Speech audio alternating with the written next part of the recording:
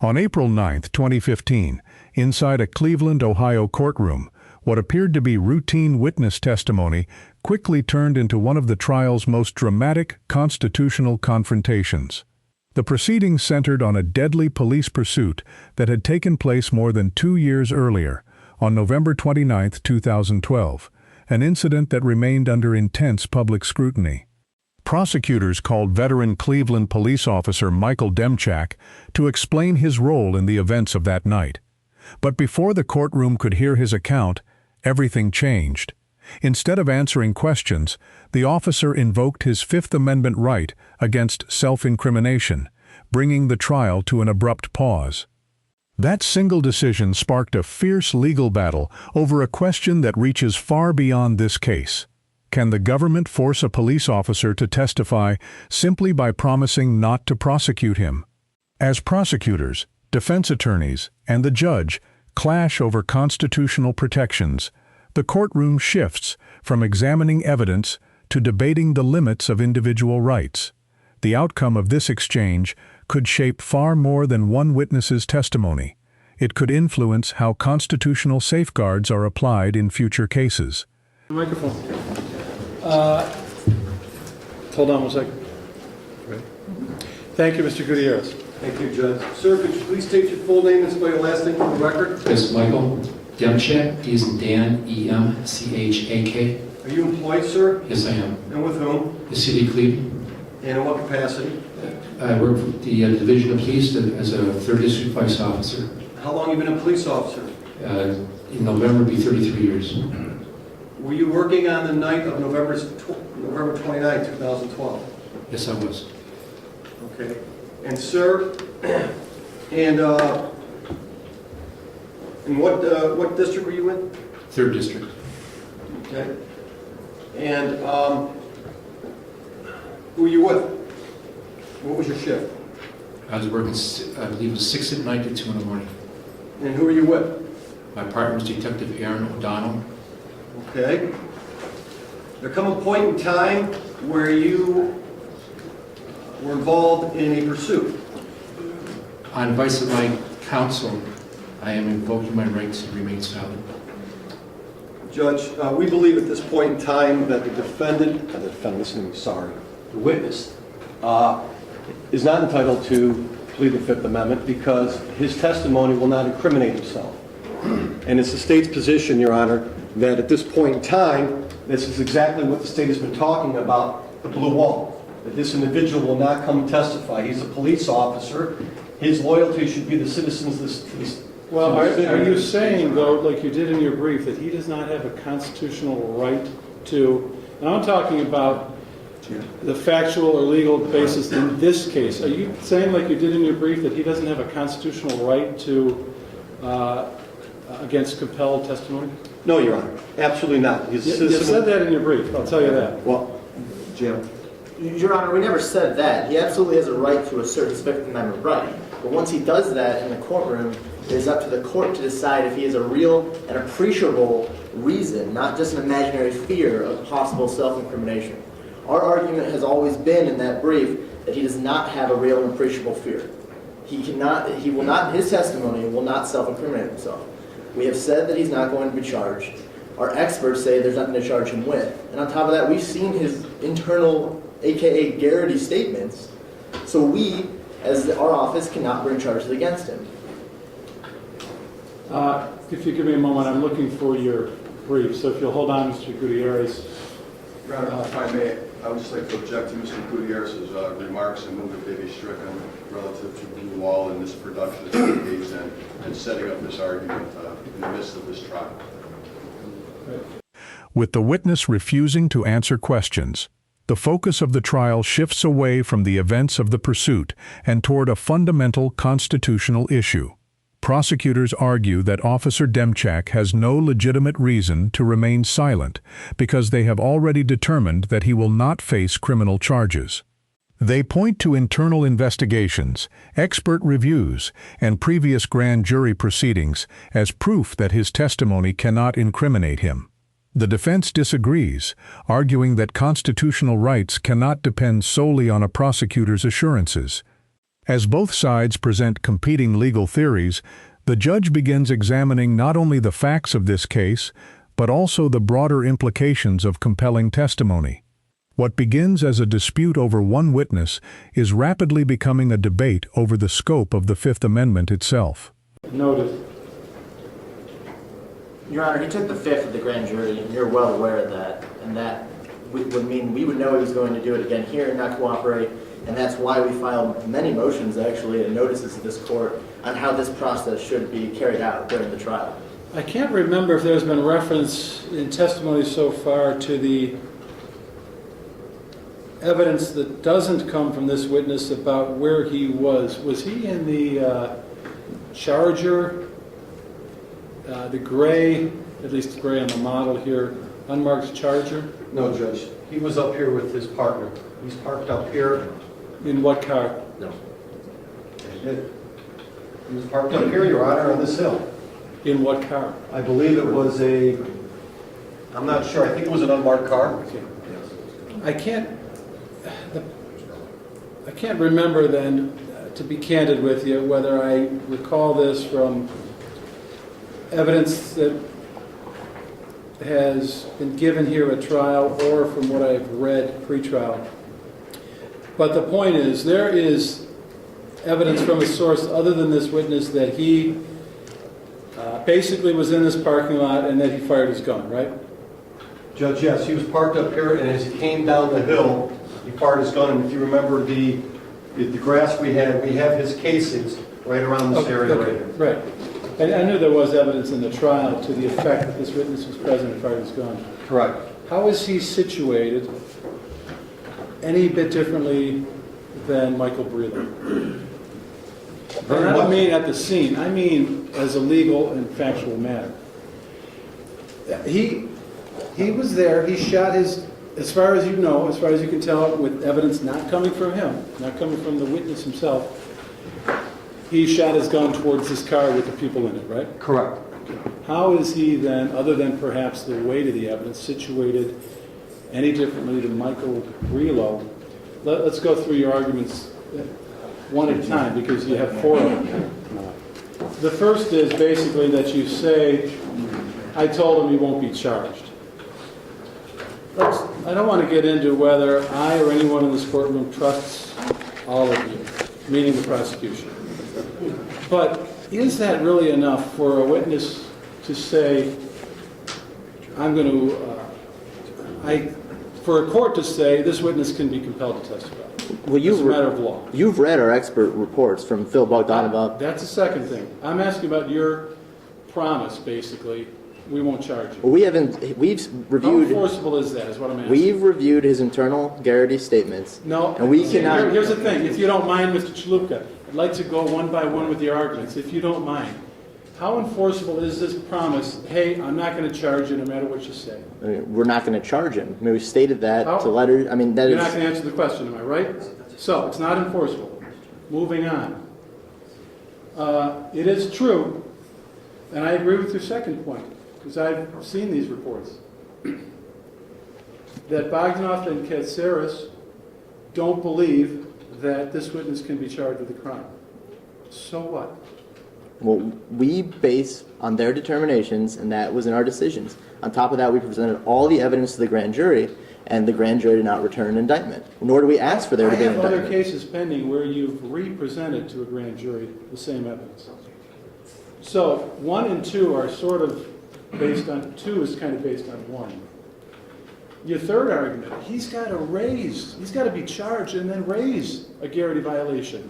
Well, that's exactly been our point from the beginning, that none of his statements were ever Garrity. Yeah, But if I'm they, saying, there's not a Garrity issue until he is charged. but we all know that we have his statement, we've seen his statement. There's no way to us to use other independent evidence to bring a charge against him now that we've all been tainted.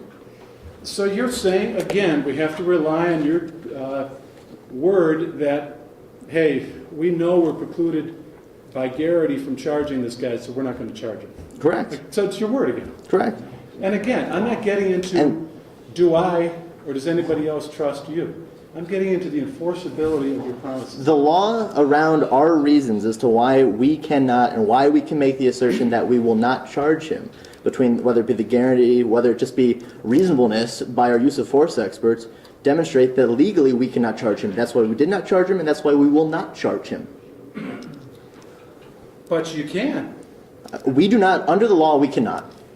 You're telling me that you are prohibited by some law, under the circumstances currently in existence, from going to a grand jury tomorrow Tennessee and versus seeking an Garner. indictment against him. If we brought this facts, which the grand jury has already seen, involving Detective Demchak, Tennessee versus Garner, Palmoff versus Rickard, it all shows that we cannot indict him because our experts and our office have determined legally that he acted reasonably on that night. Then give him immunity. This exchange marks the hearing's defining moment. Rather than accepting the prosecution's assurances, the judge repeatedly asks whether a promise not to prosecute carries the same legal force as formal immunity. The distinction proves crucial. Prosecutors insist that their legal conclusions eliminate any realistic possibility of criminal exposure, while the judge emphasizes that constitutional rights cannot rest on promises alone. If circumstances changed or another authority later reviewed the case differently, could the witness still face legal consequences? Those questions expose the uncertainty at the center of the state's position. The debate is no longer about whether the officer is telling the truth. It is about whether the Constitution allows the court to compel testimony without providing legally enforceable protection. That realization changes the entire direction of the hearing. We don't believe police officers should be granted immunity to So this just is a testify. public policy argument. It is exactly a public policy. So what you're saying then, let's be clear about it. What you're saying is then, where you make a subjective determination that a cop did not commit a crime, that based on what you think he did or didn't do, he doesn't have a Fifth Amendment right not to be compelled. He swore an oath to the community of the city of Cleveland to not only under his general to uphold orders, the Constitution, right? to uphold the Constitution. You know what's in the Constitution? The same amendment we're talking about. But he doesn't have a right. He just doesn't have a real and appreciable right to, or a reason to assert that. And that's all the law says, and that's what our briefs have argued. His appreciable right is sitting in a white shirt and a striped tie right He over has an appreciable right. He's in basically the same position, except clearly some of the evidence about him is going to be different than it is about Michael Brelo. If his testimony will not incriminate him, which legally it will not, then he doesn't have a right to assert his Fifth Amendment. That's just not true. And for the reason that I mentioned, and I'm sorry if I seem to be brusque, but you're asking a witness to rely on your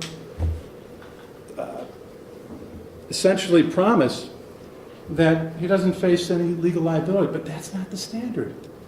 It's a question of what the facts show, or facts could show, and the causal links to the evidence. You're asking him basically, I don't know exactly what he's going to say. You probably have an idea because you've seen his statement. But you're asking him basically to say, I was there, I shot more than once at the car.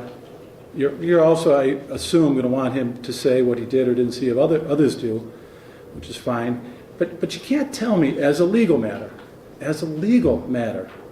that he doesn't face some potential criminal liability and that he can never be charged. You're telling me you won't charge him, but that's not. This portion of the hearing highlights the balance courts must strike between uncovering the truth and protecting constitutional rights. Prosecutors argue that requiring formal immunity every time an officer testifies could create significant challenges for future investigations and trials. The judge, however, focuses on a different principle. The Fifth Amendment exists to protect witnesses whenever there is a genuine possibility that their testimony could later be used against them. Throughout the discussion, the court distinguishes between prosecutorial discretion and legally binding immunity, emphasizing that they are not necessarily the same. That distinction ultimately becomes the foundation of the court's reasoning. Rather than evaluating whether prosecutors are acting in good faith, the judge examines whether the Constitution provides the witness with sufficient legal protection before compelling testimony. That's not the same. As prosecutors, working with law enforcement officers, for a very, very long time, longer than I've been alive, we do not want to get into a position where in order for an officer to come into court as they do on any other case, to ask for immunity just to testify to what they did see, what they didn't see, what they did. They should trust us, as well as this court and everything involved through the legal analysis of reasonableness officer, to actually be willing to get up on that stand and tell the truth. Tell the truth and understand there will be no ramifications when he tells the truth.